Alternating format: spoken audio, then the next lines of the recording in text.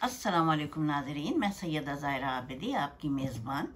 आज आपके खिदमत में पोस्ट लाई हूँ गदागरी के ऊपर।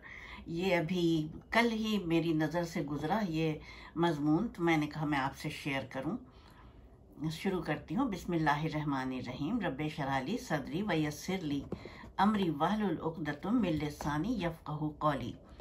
अल्लाहुम्मा सल्लि अला मुहम्मदिन व अला आलि मुहम्मदिन कमा सल्लैता अला इब्राहीम व अला आलि इब्राहीम इन्नका हमीदुम मजीद। अल्लाहुम्मा बारिक अला मुहम्मदिन व अला आलि मुहम्मदिन कमा बारकता अला इब्राहीम व अला आलि इब्राहीम इन्नका हमीदुम मजीद। तो देखिए, ये है गदागरी के ऊपर पोस्ट मेरी, और बिलाशुबा पाकिस्तान उन बदकिस्मत मुल्कों में से एक है, बल्कि शायद पहले नंबर पर होगा, जहाँ पर अवाम नास को की बड़ी तादाद को जाहिल रखा गया है, इल्म से दूर रखा गया है। इससे अंदाज़ा लगा लीजिए कि 3 करोड़ बच्चे स्कूलों से बाहर हैं। 25 करोड़ की आबादी में मालूम 3 करोड़ बच्चे स्कूलों से बाहर हैं। ये उस मुल्क के बच्चे हैं जिसकी अशराफिया, और मैं बहुत माजरत चाहती हूँ, जिसके जर्नेल और कर्नेल ये अरबपति हैं। इनको स्मगलिंग से भी पैसा मिलता है, इनकी तनख्वाहें भी बेहिसाब हैं, और इस बेहिसाब दौलत से उन्होंने क्या क्या किए हैं सारी दुनिया को मालूम है। उन्होंने जजीरे ख़रीदे हैं, उन्होंने बड़ी बड़ी जायदादें बनाई हैं, कीमती तरीन जायदादें। और खैर, मुझे इससे मतलब नहीं है, क्योंकि एक आम इंसान को, एक आम शहरी को इन बातों से मतलब नहीं होता। वो अपने बच्चों को दाल रोटी खिला के खुश रहता है, ज़िंदगी गुजारता है। लेकिन अब पानी इतना सर से ऊंचा हो चुका है कि हमारी बदनामी बैनुल अक़वामी सतह पर चली गई है, और ये कैफियत है अब गदागरी की कि शहरों में रहना दूभर हो गया है। इधर शाम हुई, इधर सिग्नल पे गाड़ी रुकी और उधर दौड़े बच्चे बड़े। अस्तग़फ़िरुल्लाह रब्बी व अतूबु इलैह। परवरदिगार आलम माफ़ फरमाए मेरी इस बात को। लेकिन ये कि आप खुद देख लीजिए कि जीना हराम हो जाता है। इतनी सी देर में गाड़ी रुकती है और पूरी फौज टूट पड़ती है गाड़ियों पर। आप देख रहे होंगे इस वक्त जिसका बस चलता है वो गाड़ी में हाथ डालता है, जैसे ये खातून गाड़ी में हाथ डाल रही हैं, और जिसका बस चलता है बस वो नोचने को तैयार रहते हैं मुसाफिरों को। इनमें मनशियात के आदी अफराद भी हैं, और आपको मैं बताऊं, मनशियात पाकिस्तान के बहुत बड़े हाथों में है। ये आम हाथों में नहीं है, बहुत बड़े बड़े हाथों से हो के आती है। अब उन बड़े हाथों को सोच लीजिए कि वो कितने अरबपति होते होंगे मनशियात से। वो ये सोचे बगैर कि मेरी औलाद भी कभी इसमें मुब्तला हो सकती है। तो मनशियात पे काबू पाया नहीं जा सकता है। जेडीसी वाले ने बनाई थी ना बिल्डिंग, उसकी खिड़कियां तक उतार ले गए, और फ़ोन आ गया कि इस पे काम मत करो वरना अंजाम अच्छा नहीं होगा। तो ये इन हाथों में है मनशियात, तो कैसे ख़त्म हो सकती है सोचिए। अब आइए तालीम की तरफ। जैसा मैंने बताया, जब 3 करोड़ बच्चे स्कूलों से बाहर हैं तो उनके वालिदैन का क्या हाल होगा। अब सबसे बड़ी चीज़ है कि हमारे भिखारी मर्द, औरतें, बच्चे वैसे तो जा रहे थे, बरसहा बरस से जा रहे थे, ख़ास तौर से सऊदी अरब। इनकी बड़ी मंडी थी गदागरी की। लेकिन अब पानी सर से ऊंचा हो गया। सऊदी अरब का, इराक़ का, और ये मालूम मुल्क है, और किस किस का ये मैं नहीं जान सकती हूँ। बहरहाल जो आया है, इसके अलावा डकैत होते हैं। यानी राह चलते लोगों की जेबें काट लेते हैं। मैंने देखा एक जेब कटी, और जैसे उसने शोर मचाया वैसे ही एक हट्टा कट्टा आदमी आया, और वो पकड़ा भी गया था जिसने जेब काटी थी। उसको 2 थप्पड़ लगाए, क्योंकि वो उसी के कबील का तो होता है ना, जेब कतरे का हेड होता है। वो आके उसने 2 थप्पड़ लगा के उसको वापस किए पैसे, और उसके बाद फिर उसको रवाना कर दिया। वो तो खुशकिस्मत था कि मिल गए, वरना तो ये होता है कि गायब हो जाते हैं। औरतें भी डकैत हैं, करीमाबाद पे पकड़ी गई थी। और ये सब कुछ पुलिस वालों की सरपरस्ती में होता है, पुलिस वालों से माजरत के साथ, क्योंकि पुलिस वालों को भी तो अपने ऊपर वालों को भत्ता देना होता है ना, रोज़ के रोज़। वो तो बंधा हुआ है ना। अब जदीद भत्ता आ गया है, ई चालान। अभी दिल नहीं भरा था, तो अभी मिडिल क्लास तबके को मज़ीद गिराना था, तो ई चालान आ गया है। खैर, बहरहाल अल्लाह ही रहम करेगा और हमारे हाल पे रहम करेगा। बस उनके हाल पे कब रहम होगा, इन बड़े हाथों पे, इन खुफिया हाथों पे, इन मुजरिम हाथों पे, कब उसका वो आएगा,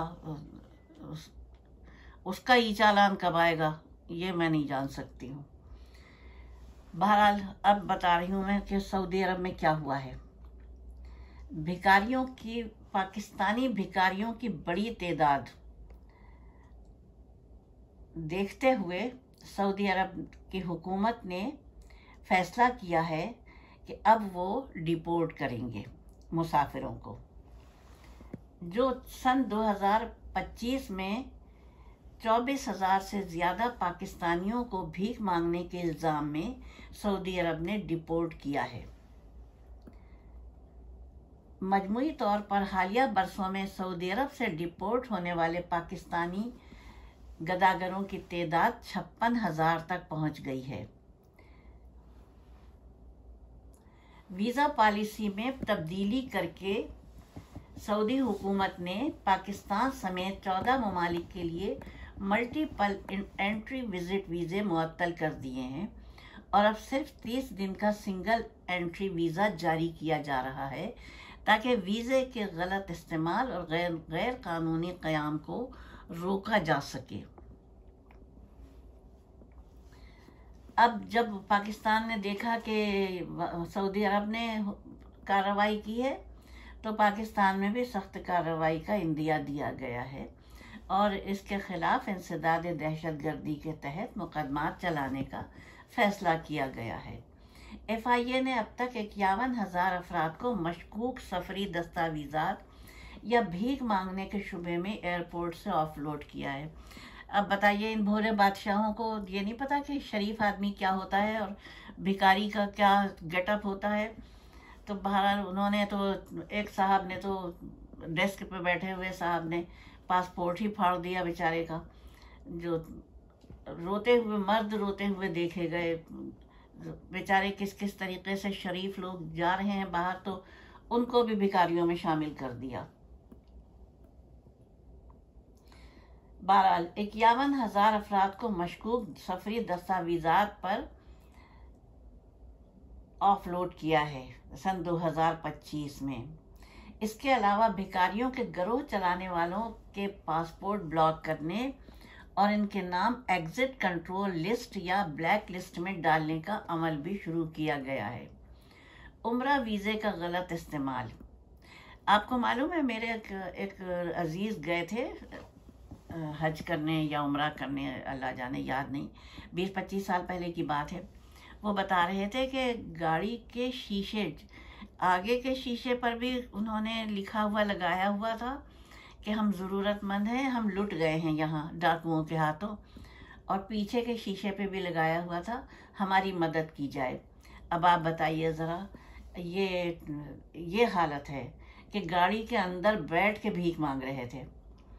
हुक्काम के मुताबिक बहुत से पेशावर भिखारी उम्रा वीज़ा लेकर वहाँ जाते हैं और मुकर्ररा मुद्दत के बाद वापस नहीं आते हैं, जिस पर सऊदी हुकूमत ने पाकिस्तानी हुकूमत को बार बार खबरदार किया। कुछ अरब ममालिक इराक़ में गिरफ्तार किए जाने वाले भिखारियों में से भी 90% का ताल्लुक़ पाकिस्तान से होता है। और ये मैं आपको बता दूं कि, मुझे माफ़ कीजिएगा, पाकिस्तान में भी ये पंजाब का एक ख़ास इलाका है, वहाँ से 3-3 बसें जाती हैं इराक़ ज़ायरीन के भेस में, और फिर वहाँ जाके भीख मांगते हैं। यहाँ तक कि हज पे भी जाके जेबें कतरते हैं और भीख मांगते हैं। मेरे साहबजादे आए थे उम्रा करके, तो उनके कोहनी से लेके और कलाई तक ब्लेड चली हुई थी। और उन्होंने मुझे दिखाया। जब बेटे ने कहने लगा पता नहीं कैसे ये आ गई है खराश, बाकायदा कोहनी से लेकर कलाई तक। मैंने कहा बेटा ये तुम्हारा वो हुआ है, ये किसी ने तुम्हारी उस पर वो किया है, डाका मारने की कोशिश की है ब्लेड से। अल्लाह का करम जानो कि ज़्यादा वो नहीं हुआ।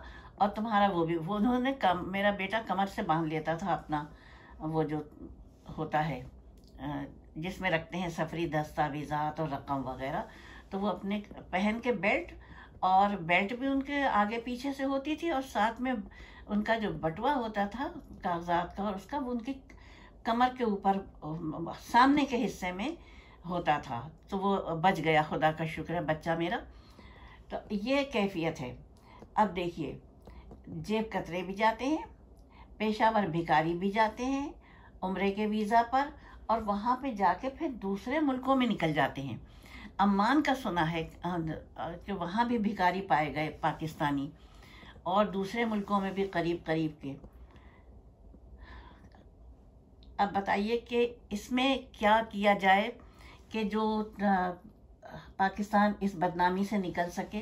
चुनांचे इराक़ ने भी पाकिस्तानी ज़ायरीन पर काफ़ी सख्ती की है, और इराक़ में तो बाकायदा उनको वो था इराक़ी ज़ायरीन, और वहाँ पे रियाल में मिलता है, इसलिए भेजना ज़रूरी था अपने वतन के लोगों को।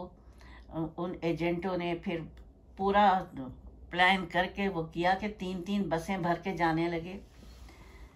और ऐसे अफराद बहुत ज़्यादा हो गए थे, इतने ज़्यादा हो गए थे ये भिखारी कि बहरहाल एक वक्त आया कि फिर पकड़े गए। और ये हमारी कम्युनिटी के लिए, पाकिस्तानी कम्युनिटी के लिए बदतरीन बदनामी है। और ऑनलाइन न्यूज़पेपर इराक़ी न्यूज़ ने 218 में 200 पाकिस्तानी भिखारियों की गिरफ्तारी की खबर दी थी। 200 पाकिस्तान, अब जाहिर है जब पूरी बसें भर के जाएंगी तो वो सैकड़ों तो होंगे ना, 150-200 तो होंगे ना। अखबार दी नेशनल में सन 2017 के दौरान एक रिपोर्ट अम्मान और यमन में, देखा मैं कह रही थी ना करीब के मुल्कों में निकल जाते हैं, रमज़ान के दौरान पाकिस्तानी भिखारियों के झुरमुट के नाम से पब्लिश हुआ एक मजमून। उनके अखबार के मुताबिक रमज़ान के महीने में कुछ पाकिस्तानी गवादर के रास्ते अम्मान और यमन पहुंचकर भीख मांगते हैं, और ये गदागर मस्जिद के बाहर ही नहीं बल्कि दर दर जाकर भी भीख मांगते हैं। इस तरह से बदनामी सिर्फ पाकिस्तान की होती है। ओवरसीज एम्प्लॉयमेंट कॉरपोरेशन के असिस्टेंट डायरेक्टर बताते हैं कि बहुत मामूली तादाद ये शर्मनाक हरकत करती है, मगर बतौर पाकिस्तानी, बताइए वो 200 को कह रहे हैं कि बहुत मामूली तादाद। अब क्या किया जाए ऐसे उसका आदाद व शुमार को, जब 200 को भी वो कम कह रहे हैं। खुदा रहम करे हमारे हाल पर। बहरहाल उनका मानना है कि इस तरीके से भीख मांगने से मुल्क की साख मजरूह होती है, और उन मुस्तहक ज़ायरीन के लिए जो वाकई ज़ियारात के लिए जाना चाहते हैं या मजदूरी के लिए वर्क वीज़ा पर जा रहे होते हैं, उनके लिए इससे मुश्किलात खड़ी होती हैं।